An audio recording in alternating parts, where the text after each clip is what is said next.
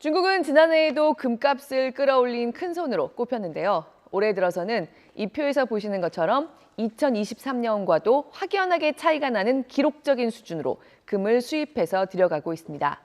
올해 1분기 수입량이 지난해 같은 기간보다 34%나 또 더 늘었다는 게 미국의 경제통신 블룸버그의 분석입니다. 올 들어서 국제 금값이 오르는 속도가 빨라지는데 적잖은 역할을 했다는 겁니다. 지난 2년간 중국이 수입한 금의 양은 2,800톤을 이제 넘어갑니다. 이 정도면 전 세계의 금 현물 ETF가 갖고 있는 실물 금의 양에 맞먹는 수준입니다. 금 현물 ETF는 자산 운용사가 아예 금을 실물로 사놓고 투자자들은 주식 투자하듯이 금값 변동에 대해서 투자하게 하는 상품입니다. 이 상품을 내놓은 전 세계의 자산 운용사들이 보유하고 있는 금의 양, 4월 12일을 기준으로 3,100톤 정도 되는 걸로 세계금협의회가 집계하고 있는데요. 거의 그만큼의 금을 중국 한 나라에서 지난 2년 동안 그야말로 빨아들였다는 겁니다. 미국의 중앙은행이 갖고 있는 실물 금량의 3분의 1 정도 되는 막대한 규모이기도 합니다. 네, 중국 사람들이 금을 특히 좋아한다 이런 이야기는 꽤 있었는데 왜 이렇게까지 소비를 늘리고 있는 건가요? 네, 이게 중요하죠. 앞으로도 중국의 금 수요가 계속 이 정도로 늘어난다고 하면 금값이 쉽게 떨어지기 어려울 수 있다는 얘기가 될 수 있기 때문입니다. 결론부터 말씀드리면 중국의 지금 경기 침체 그리고 시스템에 대한 불신이 커진 분위기가 금값과 밀접한 연관성이 있는 걸로 봅니다.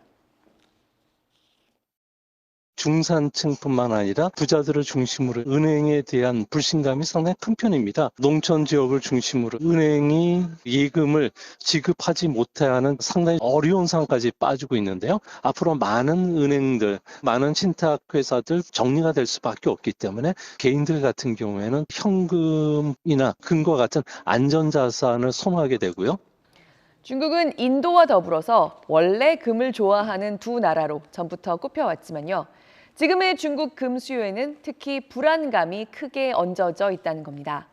지난해 여름에 세계적으로 걱정을 샀던 중국의 부동산 부실 사태, 아직 해결됐다고 볼 수 없습니다. 부동산 투자도 어렵고 주식시장도 주저앉았고 비트코인 같은 가상자산 투자도 아예 금지돼 있고 그러니까 돈이 있어도 투자할 곳이 마땅치 않습니다. 무엇보다 중국 경제가 앞으로 살아난다고 하더라도 부실한 은행이나 신탁들 중에 고객의 돈을 제대로 돌려주지 못하고 정리되는 곳들이 그 사이에 나올 거란 불안감 때문에 사람들이 금융기관을 믿지 못하고 금으로 몰려가고 있다는 거죠.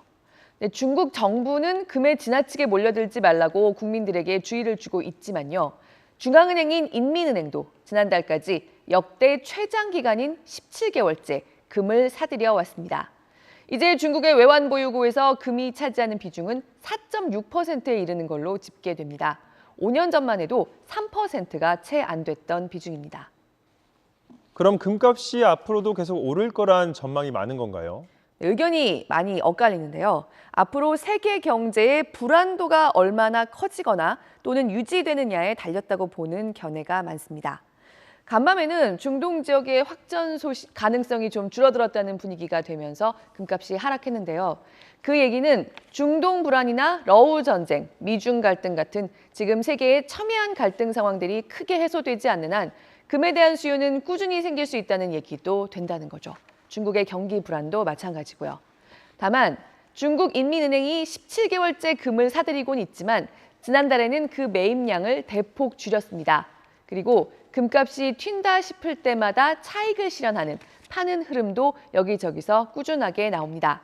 앞으로도 당분간은 크게 하락하진 않을 분위기지만 상승폭 역시 제한될 거다는 관측이 대체로 나옵니다.